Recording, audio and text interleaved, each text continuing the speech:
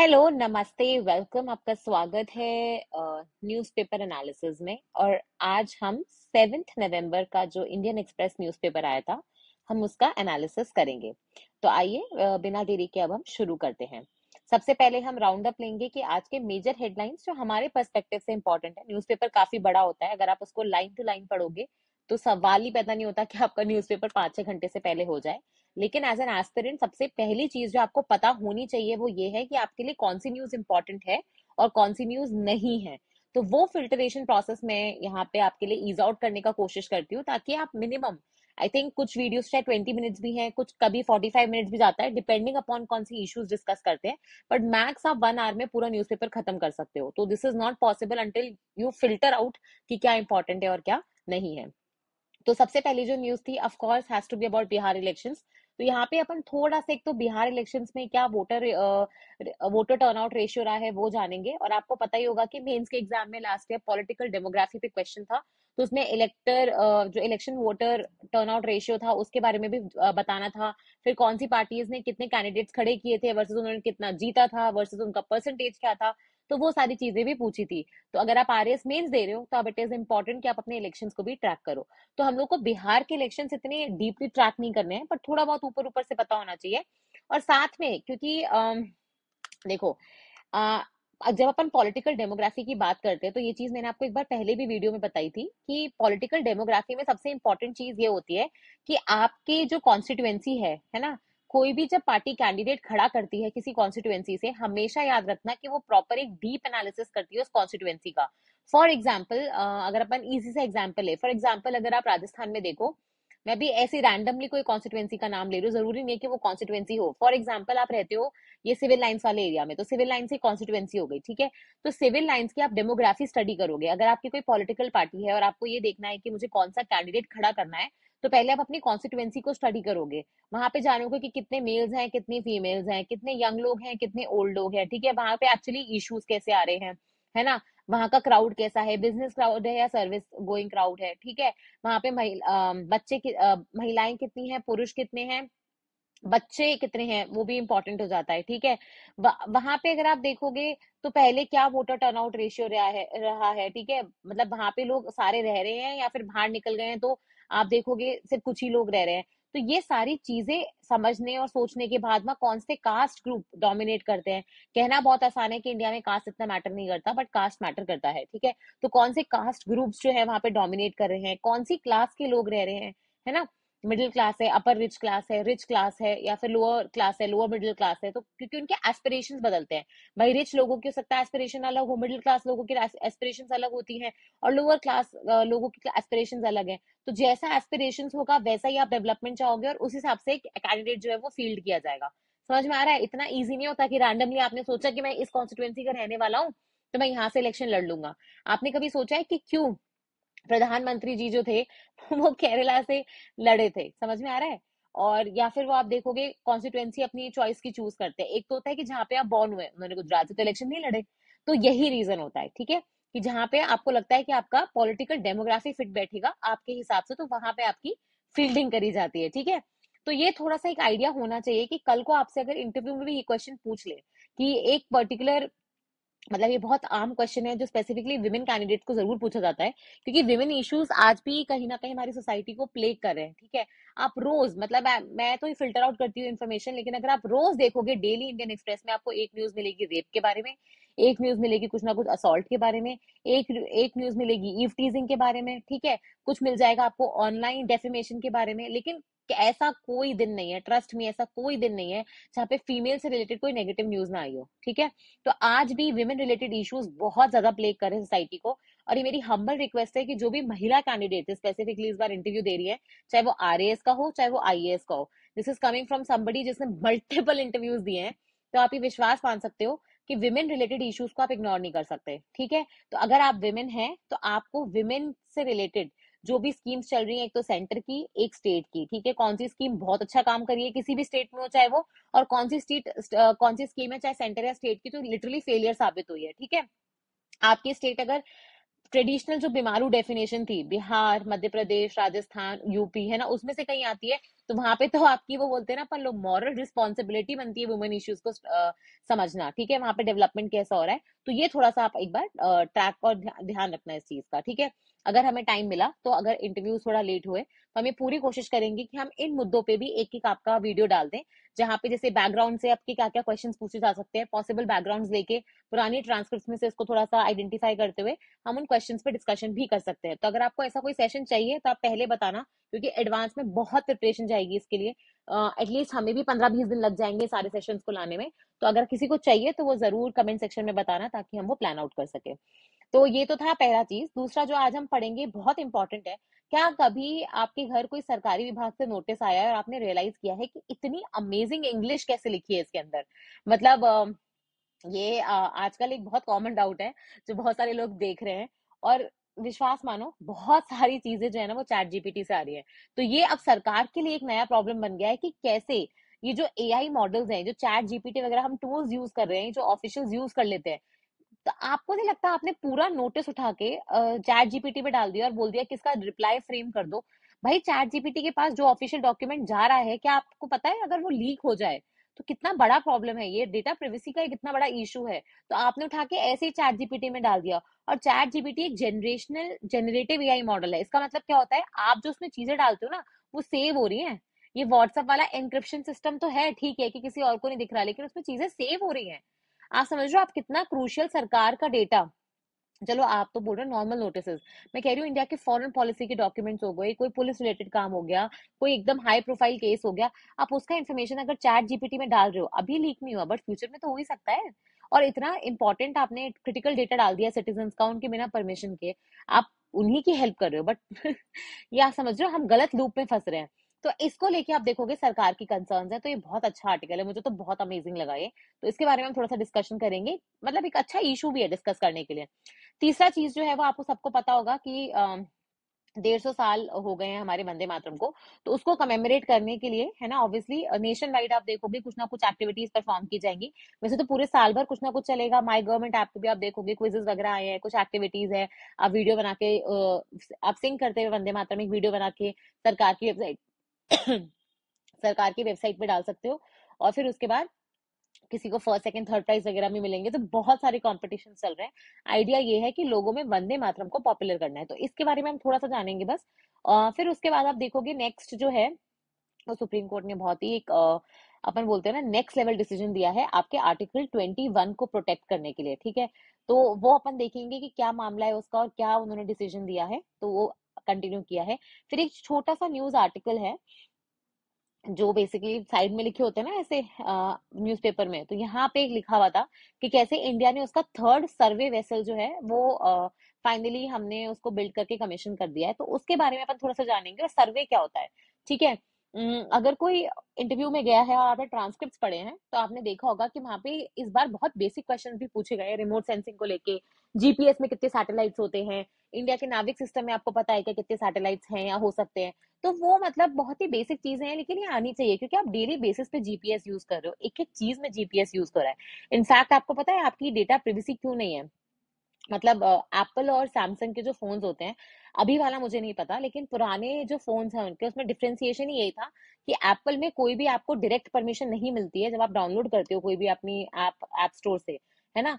तो वहां से डायरेक्ट परमिशन नहीं होती है, एप्पल में सारी एप्स को परमिशन आपको खुद देनी होती है। तो ये सैमसंग और बाकी जो सॉफ्टवेयर थे उसमें बाद में आया था। एप्पल ने बहुत पहले से शुरू कर रखा था कि हर ऐप को परमिशन आप दोगे, कि वो आपके कॉन्टैक्ट्स को देख सकता है नहीं देख सकता, आपके फोटोज की गैलरी को यूज कर सकता है नहीं कर सकता, है ना, आपकी लोकेशन ले सकता है नहीं ले सकता है। इट्स माय हम्बल रिक्वेस्ट, सिर्फ जो बेसिक एप्स होती है, जैसे जोमेटो को आपकी लोकेशन की जरूरत पड़ेगी क्योंकि आप खाना डिलीवर करवाओगे, ओला उबर में आपको लोकेशन की जरूरत पड़ेगी, लेकिन बाकी सारी जो नॉर्मल एप्स होती है जैसे ट्रू कॉलर हो गया, है ना, आपके मतलब फोन कॉलिंग वाली ऐप हो गई, आपकी मैसेजिंग हो गई, तो उन सब में प्लीज अपने जाके फोन में सेटिंग्स में जाके लोकेशन ऑफ करो, वहां पे परमिशन में जाके, क्योंकि कोई सेंस नहीं है, आपका डेटा ट्रैक हो रहा है। तो उसको थोड़ा सा रोकने की कोशिश कर सकते हो, ठीक है।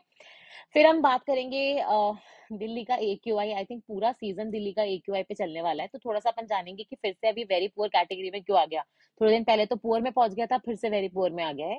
फिर एक ये आर्टिकल है कि कैसे इंडिया में ऑप्थेल्मोलॉजिस्ट क्या होते हैं, आपकी आंख के डॉक्टर, ठीक है। तो उनकी कमी है, और कितनी कमी है वो अपन जानेंगे, और क्यों अपन इस मुद्दे के बारे में बात करें ये भी समझेंगे, ठीक है।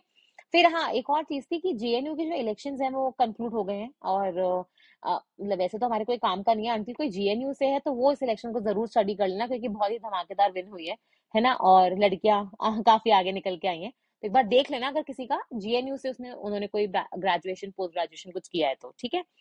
फिर आप देखोगे एक फॉरेस्ट एक्ट के वायलेशंस को लेके कुछ पेनल्टी का डिसीजन आया था, वो भी बस रेकमेंड किया है, सरकार ने भी इम्प्लीमेंट नहीं किया है, तो वो भी अपन जरूर जानेंगे। फिर एक जो ये वाला स्कीम रिलेटेड प्रॉब्लम था, ये मुझे इसलिए फ्लैग करना था क्योंकि ये स्टडी कर्नाटका पे करी गई है, लेकिन अगर अपन ये राजस्थान या किसी और स्टेट में भी करेंगे ना, तो लगभग मुझे लगता है फाइंडिंग सेम ही रहेंगी। तो अपन यहाँ पे बस एक जानेंगे कि रिसर्च ग्रुप ने स्टडी करी है कर्नाटका की कुछ वेलफेयर स्कीम्स को लेके, और उसने जो पॉइंट्स दिए हैं वो आपके लिए भी काम आ सकते हैं इंटरव्यू में बताने के लिए, कि अगर कोई स्कीम का फेलियर है तो कैसा है, उसमें क्या कर सकते हो, वहां पे आपको एक एडिशनल पॉइंट्स मिल जाएंगे बताने के लिए, ठीक है। तो वो एक बार देखेंगे। फिर एक मैं आई थिंक मैं अकेली ही शायद बंदी हूँ जो 3-4 दिन से आपको निविडिया के बारे में बता रही हूँ। तो ये कंपनी है, मैंने आपको बताया, ये आपके जितने भी स्मार्टफोन्स और इन सब में जो आपकी चिप्स लगती हैं ना, तो इन सब में सबसे आगे है, और इसके जो चीफ है जेन सिंह हुआंग, मतलब अमेजिंग लेवल पर्सनालिटी है। उनका पहला बिजनेस प्लान जो था वो एक नैपकिन पे आया था, जो टिश्यू पेपर होता है उस पे, और आज ये सबसे बड़ी कंपनी चला रहे हैं ये सेमीकंडक्टर चिप्स की। और इन्होंने अपने आप में एक स्टेटमेंट दिया था कि चाइना का जो AI पूरा कंपटीशन चल रहा है, जो उनका AI मार्केट है वो US से बहुत आगे निकल चुका है, तो उसके बारे में उन्होंने कुछ कहा था, तो इसलिए आप देखोगे पूरा एक न्यूज बन गया। और फिर आते हैं हम ये वाले आर्टिकल की तरफ, जहां पे सरकार ने, आपको पता होगा भी, NCERT रिवाइज कर रही है, वो है ना न्यू एजुकेशन पॉलिसी जो 2020 आई थी हमारी, उसके हिसाब से आप देखोगे हमारी NCERT रिवाइज हो रही है। तो क्लास 7 की मैथ्स की बुक आई थी, और ये इस बार मतलब इसमें क्या चेंजेस करे गए और ये क्यों हमें जानने जरूरी है, ये मैं बताऊंगी, क्योंकि इससे आप बेसिक फंडामेंटल एजुकेशन में चेंज लाने की कोशिश कर रहे हो। और एक ये लास्ट आर्टिकल है कि कैसे बिहार जो है वो बाकी स्टेट से अलग है। अब राजस्थान के लिए भी ना आप कुछ चीजें बोल सकते हो, सिर्फ फिगर्स चेंज होंगे, ठीक है। बाकी इसमें से काफी सारे पॉइंट्स आप राजस्थान के लिए भी ले सकते हो। तो लगभग लगभग अपने ये 15 आर्टिकल्स के आसपास बैठते हैं जो हम डिस्कस करने वाले हैं आज। तो सबसे पहले हम शुरू करेंगे बिहार के इलेक्शन से। देखो बिहार में अगर आप देखोगे जो फर्स्ट फेज हुआ है, आपको पता है कोई भी स्टेट में जो इलेक्शंस होते हैं वो सारी एक पूरी स्टेट में एक ही दिन नहीं हो सकते, है ना। तो फेज वाइज इलेक्शन होते हैं, कहीं पे होंगे, फिर कहीं पे और पे होंगे, कहीं पे और पे होंगे, ऐसे, ठीक है। और जो रिजल्ट होता है वो पूरी स्टेट में, जब सारे फेजेस में इलेक्शन खत्म हो जाते हैं, ठीक है, सारी जगहों पे इलेक्शन खत्म हो जाते हैं, तो उसके बाद आप देखोगे रिजल्ट निकाला जाता है। तो पहले दिन पे जो वोटिंग हुई उसमें अभी तक का हाईएस्ट वोटर टर्नआउट आया है। वोटर टर्नआउट मतलब क्या होता है, कितने वोटर्स हैं आपकी कॉन्स्टिट्युएंसी में, है ना, रजिस्टर्ड, वो तो नीचे लिखोगे, और कितने वोटर्स एक्चुअली में वोट देने आए वो ऊपर लिखोगे। तो ये रेशियो जो है 65% के आसपास आया है, ठीक है। ये अब तक का 75 साल की हिस्ट्री का सबसे हाईएस्ट है। मतलब अगर आप इसके पहले वाला वोट देखोगे तो लगभग 60% के आसपास लोग आए थे।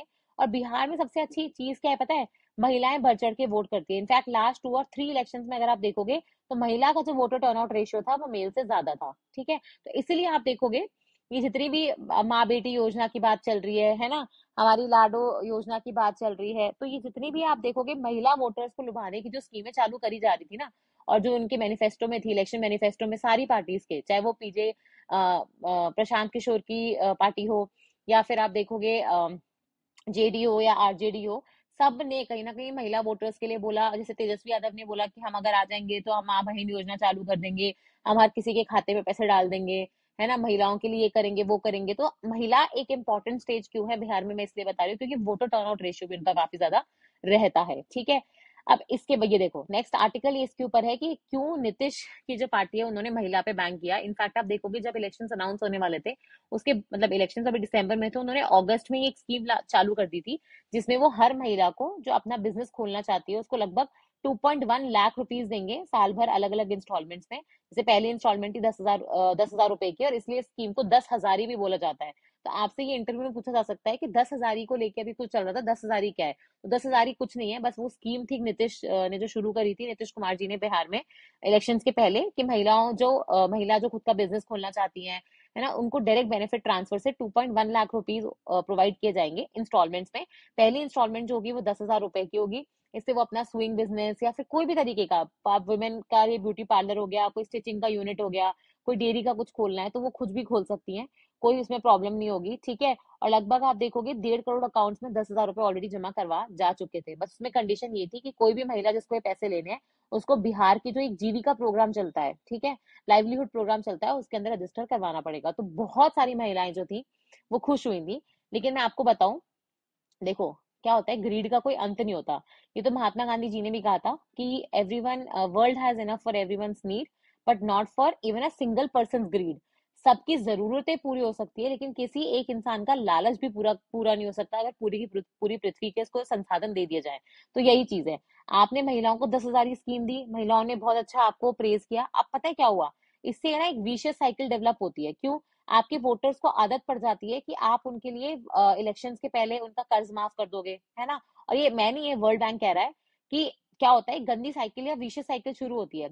आपने वोटर्स को प्रॉमिस किया इलेक्शन में आने के लिए कि हम आपको जब भी आएंगे तो हम आपको पैसे दे देंगे, हम आपका कर्जा वगैरह माफ कर देंगे, है ना। तो ये सारी चीजें, अब वोटर्स ने क्या किया, उनके बैंक का उनके कर्जा माफ कर दिया। चलो हम कर्जा माफ वाली स्कीम लेते हैं, जिसको हम लोन वेवियर स्कीम बोलते हैं, ठीक है। इसको लेके तो वर्ल्ड बैंक ने इतना ज्यादा गुस्सा किया था कि इतनी फिजिकली इनएफिशिएंट स्कीम है। हमें जाना है फिजिकल प्रूडेंस की तरफ। प्रूडेंस का मतलब क्या होता है कि आप अपने पैसे को सोच समझ के खर्च कर रहे हो, ताकि वो आज और कल दोनों के लिए बचा रहे, ठीक है। और ये जो लोन वेवर स्कीम्स होती है, इतनी फिजिकली इनएफिशिएंट स्कीम्स होती हैं, क्योंकि इसमें आप सिर्फ पैसा खर्च करे जा रहे हो, है ना। वो पैसा जो हो सकता है इंफ्रास्ट्रक्चर में काम आ सकता था, वो पैसा जो आप कहीं और लगा सकते थे। तो यहाँ पे सपोज करो कि सरकार ने इलेक्शन जीतने के लिए ये बोला कि हम आपका कर्जा माफ कर देंगे। अब जो पॉलिटिकल पार्टी थी वो सरकार बन गई, उसने आते ही सपोज करो आपके यहाँ पे जितने भी ये किसान भाई लोग थे, 5 लाख करोड़ के, उन्होंने उसके कर्जे माफ कर दिए। अब जब माफ कर दिए तो हुआ क्या कि लोगों ने फिर वापस से कर्जा लिया। फिर कर्जा लेने में क्या है, अब वो इस कर्जे को चुकाएंगे ही नहीं, वो 5 साल तक इलेक्शन का वेट करेंगे, और इलेक्शन में आने के बाद फिर से वो लोन वेवर स्कीम का एक्सपेक्टेशन रखेंगे। एक तो ये चीज हो गई। और दूसरा, अब उन्हें जो भी इश्यूज आ रहे हैं, वो इश्यूज के लिए सोल्यूशन ढूंढने की बजाय वो सरकार से बोलेंगे आप अरे ये भी दे दो वो भी दे दो, तो हमेशा उनको कम ही पड़ेगा। तो वही यहाँ पे बिहार में भी हुआ। जब उनको 10,000 रुपए मिलने शुरू हो गए 10,000 स्कीम के अंदर, ठीक है, तो उन्होंने बोला कि अब तो हमको अपना बेटियों का भी शादी करना है, चाहे आप गरीब हो चाहे अमीर हो, बेटियों को कुछ ना कुछ तो देना ही पड़ता है, थोड़ा सोना भी जाता है, कपड़ा भी जाता है। तो नीतीश जी को इसके बारे में भी कुछ सोचना पड़ेगा। तो अब आप बताओ, ग्रीड बढ़ रही है ना। आपने एक प्रॉब्लम सॉल्व करी, फिर दूसरी खड़ी कर दी कि आप हमें ये भी दे दो, फिर तीसरी खड़ी कर दी। ये प्रॉब्लम है इन स्कीम्स के साथ। इसलिए इन स्कीम्स को क्या होता है, वेलफेयर स्कीम का नाम ना देके कई बार इनको डोल्स बोला जाता है। याद है, मैंने एक कोट बोला था कि यूपीएससी के मेंस के पेपर में जो एथिक्स वाला, सॉरी, जो ऐसे वाला पेपर नहीं आता है अपना, फर्स्ट पेपर यूपीएससी में, जो आईएएस वगैरह के लिए अपन पेपर्स देते हैं, तो वहां पे जो ऐसे का पेपर आता है उसके अंदर एक बार ये आया भी था कि how helping hand is better than a dole. Helping hand मतलब क्या होता है, किसी को मदद का जो अपन हाथ देते हैं, वो मच बेटर है कि अपन उसको शॉर्ट टर्म के लिए थोड़ा पैसा दे दें। तो कई बार लोग बोलते हैं ना कि अगर आपको बेगर मिलता है, कोई भिखारी मिलता है, तो उसको 1 या 2 रुपए या 10 रुपए मत दो, दे करना है तो उसकी मदद करो, कि वो उसको स्किल दो, एजुकेशन दो, ताकि वो अपनी जिंदगी को चेंज कर पाए। कि 10 रुपए देने से कुछ नहीं होने वाला है, ठीक है। तो 10 रुपए क्या है, इसमें डोल है। और ये जो आप उसको एजुकेशन स्किल वगैरह प्रोवाइड करवाते, कहीं एनरोल करवाते, तो वो होता है आप उसके लिए हेल्पिंग हैंड। समझ में आ रहा है? तो हेल्पिंग हैंड जो होता है ना, वो पर्पज था हमारी वेलफेयर स्कीम का, जो बदल के एक्चुअली क्या रह गया है, सिर्फ डोल, छोटे मोटे सुहावने लोभ की वजह से ये पूरा स्कीम का महत्व जा रहा है। फिर हम आते हैं अपने नेक्स्ट आर्टिकल पे, जो है जनरेशन एआई मॉडल्स के बारे में, जनरेटिव एआई। देखो एआई के भी ना अलग अलग मॉडल होते हैं। एक तो होता है एआई सिंपल, जैसे चैटबॉट वगैरह नहीं होते, आपने उससे बात करी उसने आपको जवाब दे दिया, ठीक है, उसका काम बस यही है। एक एआई होता है जो इसके ऊपर काम करता है, जो अपने आपने उसको जो डेटा दिया है ना, आप उससे कुछ बात कर रहे हो तो वो बात को समझ भी रहा है, और वो पुरानी बातों को समझ के अपना रिस्पॉन्स भी तैयार कर रहा है। मतलब जो आप उसको डेटा दे रहे हो ना, उसमें से कुछ लर्न भी कर रहा है, ठीक है, उसकी कुछ कुछ मेमोरी है। और एक ऐसे एआई होते हैं एकदम डीप टेक एआई वाले, जो अभी तक उसकी मेमोरी में है, वो सब तो फीड हो ही रहा है, और खुद से भी आप देखोगे नए डेटा से वो लर्न कर सकते हैं। जरूरी नहीं है कि उसमें ह्यूमन प्रॉम्प्ट मिले। तो अभी जो अपन ये चैट जीपीटी वगैरह की बात करते हैं, इनको अपन जनरेटिव एआई बोलते हैं। जो मतलब खुद से भी कंटेंट डेवलप करके आपको दे रहे हैं। अब प्रॉब्लम क्या हो रही है सरकार के साथ कि सरकार ने इन मॉडल्स को लेके एज सच कोई रूल्स नहीं बनाया है, ठीक है, गवर्नमेंट ने, कि इनका यूज आप रिस्ट्रिक्ट कर सको। तो होता क्या है, डिफेंस का डेटा, सिक्योरिटी का डेटा, इंटरनेशनल रिलेशन से रिलेटेड डेटा बहुत सारे ऑफिशियल्स डालते हैं, उसकी समरी निकालने के चक्कर में, समराइज के चक्कर में, रिप्लाई के चक्कर में, ब्रीफ के चक्कर में, और इस वजह से बहुत सारा डेटा इंडिया का इन प्लेटफॉर्म्स पे जा रहा है। ये सारे प्लेटफॉर्म्स इंडिया कंट्रोल्ड है नहीं, यूएस में इनके आप देखोगे मोस्टली कंपनीज हैं, तो इनके ऊपर हमारा कोई ऐसा रेगुलेशन भी बहुत ज्यादा स्ट्रांग नहीं है, ठीक है। अब प्रॉब्लम ये है कि इस पे क्या होता है, कोई भी टूल यूज कर रहा है, एकदम ऑफिस में लोअर क्लास से लेकर हायर क्लास, इसमें आपने ना कोई रिस्ट्रिक्शन भी नहीं लगा रखे हैं। इसको लेके आपने देखा होगा कि रिसेंटली मिनिस्ट्री ऑफ डिफेंस और फाइनेंस ने ये एडवाइजरी इशू करी थी कि आप ऑफिस में चैट जीपीटी और डीप सीक चाइना का है, चैट जीपीटी आपको पता ही है ओपन एआई का है ना, गूगल का जेमिनाई है, तो आप ये देखोगे कि इन सबको मना कर दिया था कि आप इनको बिल्कुल भी यूज नहीं करोगे, ठीक है, ऑफिशियल डॉक्यूमेंट्स और डेटा इनके ऊपर नहीं जाना चाहिए। तो चैट जीपीटी को अपन एलएम भी बोलते हैं, इसको लार्ज लैंग्वेज मॉडल, लार्ज मतलब बहुत बड़ा एक ऐसा मॉडल जो मल्टीपल लैंग्वेजेस में काम कर सकता है। आप चैट जीपीटी से किसी भी टेक्स्ट को हिंदी में या इंग्लिश में कन्वर्ट कर सकते हो, ठीक है। तो वो आप इस कंसर्न को लेके आप देखोगे बहुत सारी मिनिस्ट्रीज जो है वो कंसर्न दिखा रही हैं, और अब वो चाहती हैं कि इसको लेके एक प्रॉपर प्लान अपन लोग रोल आउट करें, क्योंकि आपको पता है कि जब आप एयरटेल का रिचार्ज कराते हो 3 महीने का, तो परप्लेक्सिटी एआई फ्री मिलता है। अभी ओपन एआई ने जो चैट जीपीटी का प्रो गो प्लान था वो फ्री कर दिया 1 साल के लिए, है ना, ओपन एआई ने। और अल्फाबेट यानी गूगल ने आपका ये जेमिनाई जो प्रो था वो फ्री कर दिया। तो अब बताओ कि जब लोगों को कोई सामान फ्री में मिल रहा है तो आपको लगेगा आप इजीली यूज कर सकते हो। कभी आपने ये सोचा है कि कोई भी चीज फ्री में नहीं मिलती है, there is never a free lunch, ठीक है। तो इसमें आप देखोगे कि ये प्रॉब्लम आ रही है, ठीक है। तो यहाँ पे इसमें थोड़ा सा रेगुलेशंस करने की जरूरत है। फिर आते हैं हम लोग नेक्स्ट आर्टिकल पे जो वंदे मातरम के ऊपर था। तो यहाँ पे आपको सिर्फ इतना पता होना चाहिए, एक तो पहली बात कि वंदे मातरम कहाँ से लिया गया है, किसने इसको लिखा था, है ना, और कब लिखा गया था।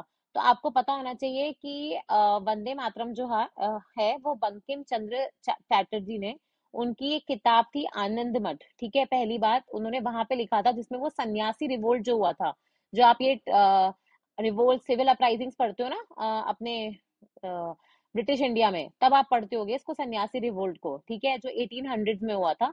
तो ये उस टाइम पे सन्यासी रिवोल्ट और फकीर आंदोलन वगैरह जो हुए थे ना, उसपे ये लिखा गया था लोगों को मोटिवेट करने के लिए एक बाइंडिंग फैक्टर की तरह, ठीक है।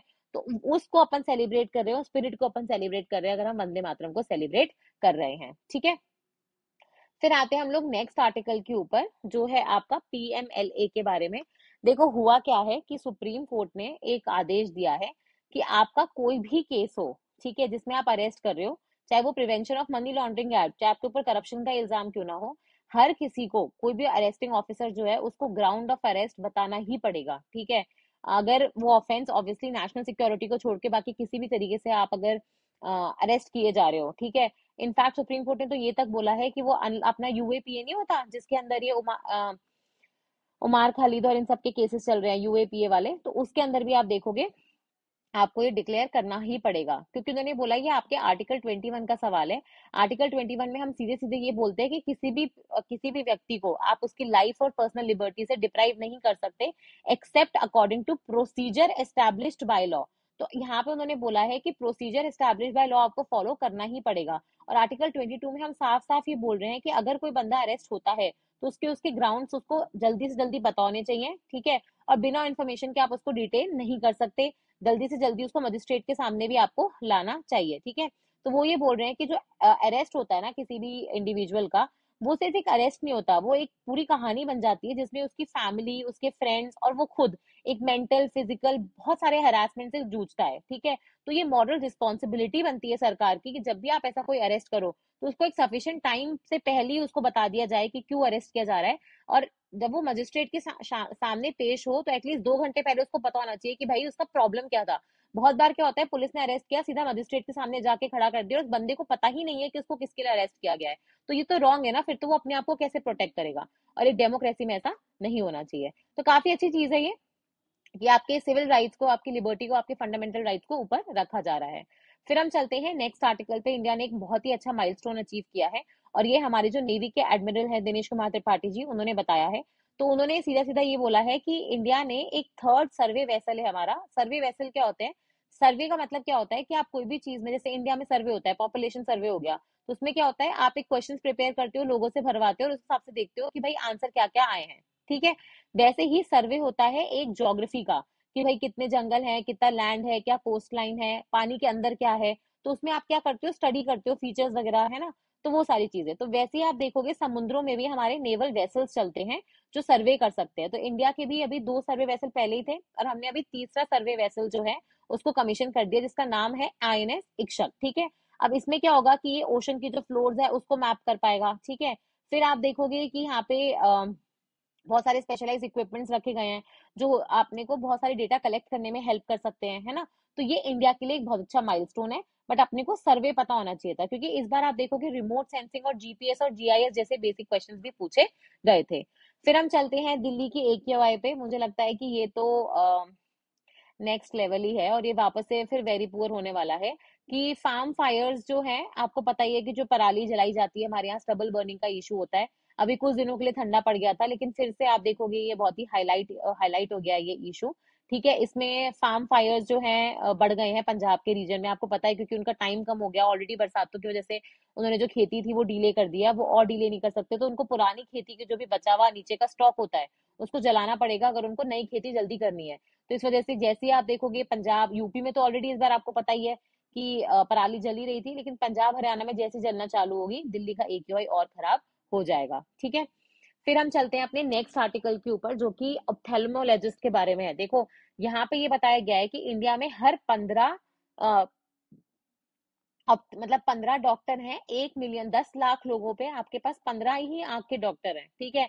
और इसलिए आप देखोगे कि इनफैक्ट इंडिया में तो सारे डॉक्टरों की कमी है। अगर जो WHO वो बोलता है कि 1000 पे एक डॉक्टर होना चाहिए, तो हमारे यहाँ ये रेशियो तो 1500 पे एक का है। लेकिन उसमें भी ये वो वाले डॉक्टर्स नहीं है सिर्फ जो एलोपैथी वाले होते हैं।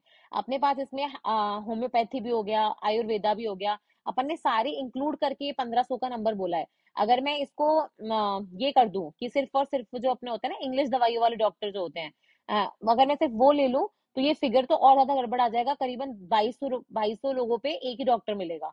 तो हमारे यहाँ पे डॉक्टरों की बहुत कमी है, जितने होने चाहिए WHO रिकमेंडेड उतने भी नहीं है। और ये केस ना सिर्फ डॉक्टरों के साथ नहीं है, आप चाहे पुलिस देख लो, चाहे एडमिनिस्ट्रेटिव स्टाफ देख लो, चाहे आप जजेस देख लो, ठीक है।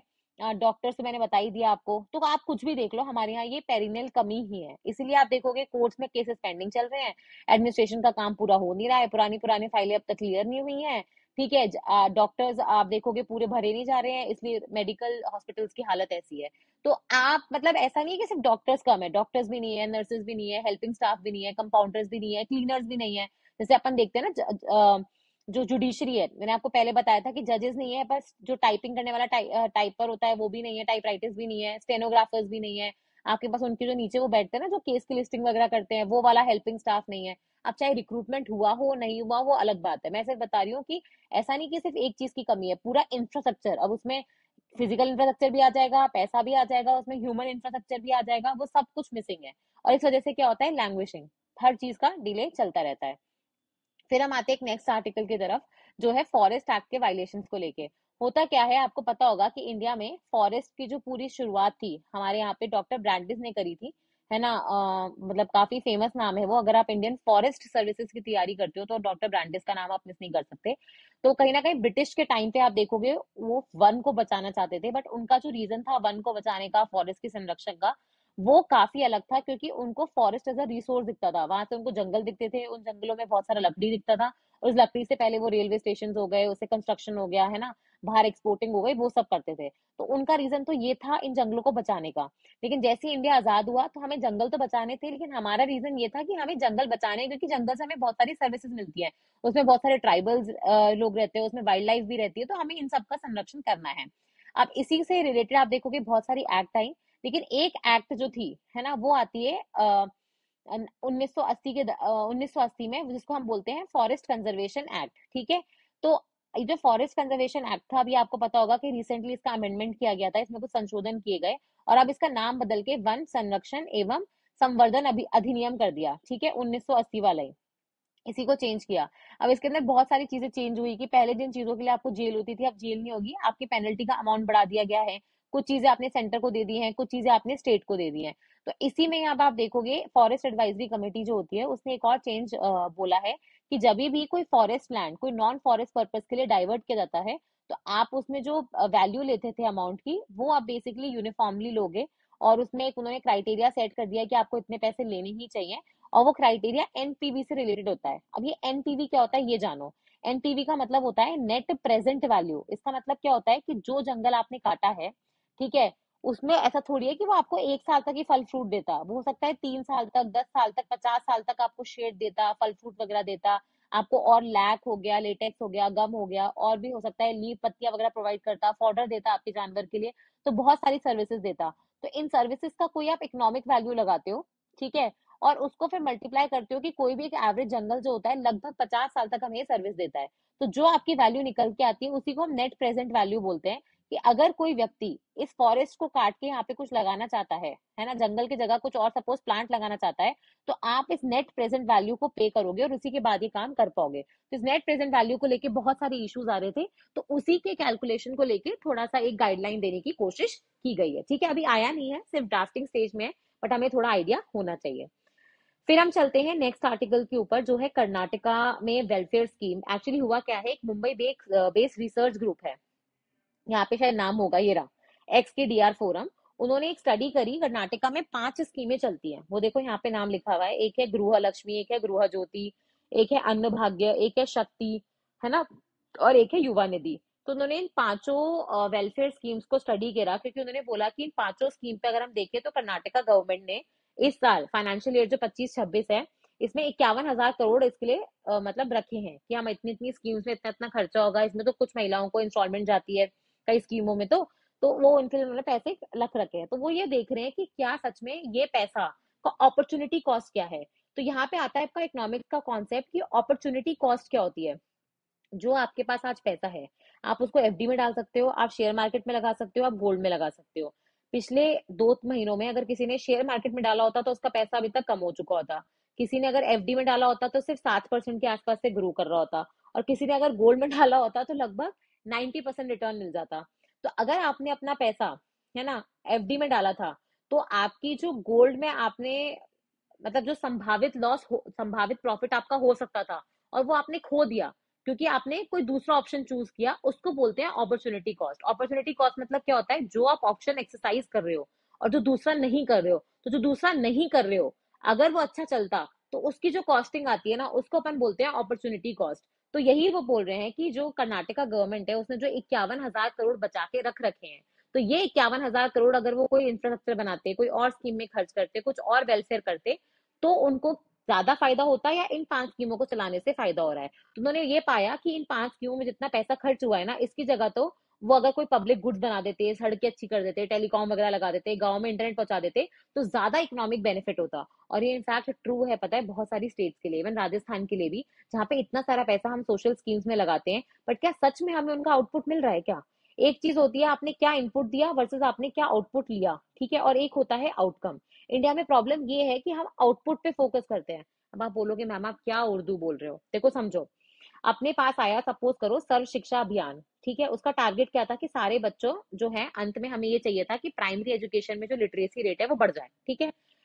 तो आपने क्या करे, स्कूल बनाने शुरू करे, ठीक है, तो स्कूल बनाने की सामग्री को आपने इनपुट में दिया, आउटपुट में क्या निकला आपके पास, आपके स्कूल तैयार हो गए। लेकिन क्या सर्व शिक्षा अभियान का टारगेट स्कूल बनाना था क्या, नहीं। आप ये बोलोगे मैम स्कूल बनेंगे तो लिटरेसी बढ़ेगी, बट हमारा टारगेट स्कूल बनाना नहीं था। हमारा जो टारगेट था वो था बच्चों का एजुकेशन या लिटरेसी रेट।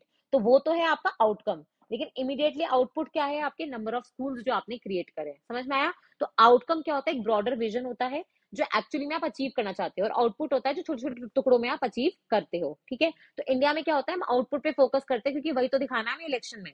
आउटकम 10-15 साल बाद मिलेगा, तब तक तो पार्टी चेंज हो जाएगी। तो ये थोड़ा सा हमें अपना नजरिया भी बदलना है, ठीक है। फिर हम चलते हैं नेक्स्ट आर्टिकल की तरफ, जो है चाइना और यूएस के रेस के बारे में। एक्चुअली हुआ क्या था, जैसे मैंने आपको बताया था अभी थोड़ी देर पहले, कि निविडिया के जो मालिक हैं, ठीक है, जेनसिंग हुआंग, उन्होंने ये बोला था कि चाइना जो है एआई रेस में यूएस को पीछे छोड़ देगा। और चाइना में जो यूएस का जो एआई का मार्केट है ना, वो काफी ज्यादा बड़ा है, ठीक है। और इस पे फिर उन्होंने ये बोला था कि अगर आप चाइना, जैसे जैसे ओपन एआई का चैट जीपीटी है वो यूएस में आया, चाइना ने अपना खुद का डीप सीक बना लिया। तो चाइना क्या कर रहा है, उसको रियलाइज हो गया है कि अगर उसको अभी वर्ल्ड में जीतना है ना, तो हथियारों से नहीं, एआई से जीतो। अब आपको क्या पता कि जैसे ये चैट जीपीटी वगैरह होता है, मैंने आपको पहले भी बताया था कि चैट जीपीटी में जब भी आप एक क्वेश्चन पूछते हो, इतना सारा एनर्जी लगता है, इतना सारा पावर कंज्यूम करता है। और वो जो डेटा सेंटर्स वगैरह होते हैं ना, उसको ठंडा रखने के लिए एक तो आपको कूलिंग करनी पड़ती है, आपको बहुत सारी एनर्जी चाहिए, है ना। तो ये आप देखोगे चाइना ने अपनी एनर्जी रेट्स को सब्सिडाइज कर दिया है, ताकि ये बड़े बड़े डेटा सेंटर्स बना पाए जहाँ पे एआई जो है पूरी उसकी प्रोसेसिंग हो सके। तो चाइना आप देखोगे ऑलरेडी एक कदम आगे जा रहा है, ठीक है। फिर हम चलते हैं अपने नेक्स्ट आर्टिकल की तरफ, जो है एनसीईआरटी बुक से रिलेटेड। तो एनसीईआरटी आपको पता है कि सारी जो क्लासेस हैं उनकी नई नई बुक्स ला रहा है। तो क्लास 7th की भी एक बुक है जिसका नाम है जो मैथ्स की बुक है उसका अब उन्होंने नाम कर दिया है गणित प्रकाश, ठीक है। उसके पार्ट 1 और पार्ट 2 उन्होंने बुक्स रिलीज करे हैं। और पहली बार अपने जो इंडियन मैथमेटिशियंस हैं, ठीक है, जहां से ये शब्द का ओरिजिनेशन हो रहा है, क्या इंडियन मैथमेटिक्स का उस पर्टिकुलर चैप्टर में उसका क्या कॉन्ट्री उस पर्टिकुलर आप देखोगे चैप्टर में उसका क्या कंट्रीब्यूशन है, तो वो हम यहाँ पे। और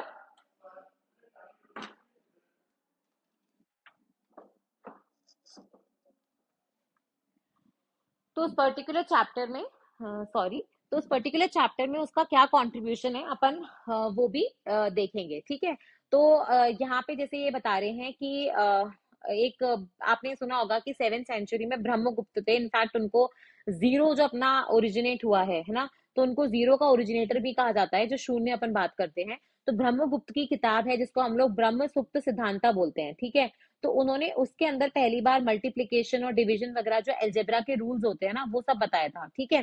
फिर वैसे ही आप देखोगे इन्होंने आगे बताया है कि जो एल्जेब्रा शब्द है, ये बेसिकली क्या होता है कि हिंदी की जो मैथमेटिक्स की किताबें थी जो अपने इंडिया की, उनको पहले अरेबिक में चेंज किया गया था। और वहां पे आप देखोगे ये अलजबर करके उन्होंने किताब लिखी थी, ठीक है।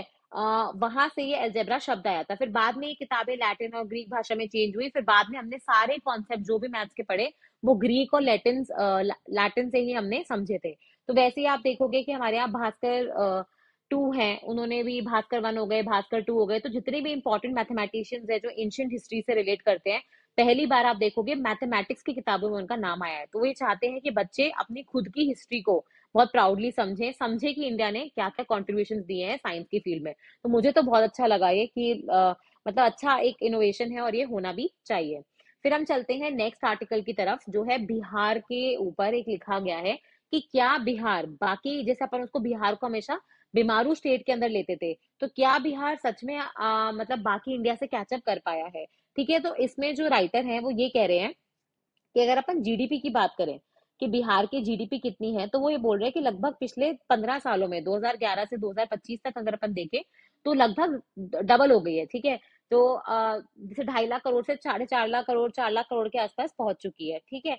तो ये बोल रहे हैं कि जीडीपी के मामले में अगर हम देखेंगे तो बिहार ने काफी अच्छा किया है, और जो बिहार और बाकी स्टेट्स का गैप है वो कम भी हो रहा है।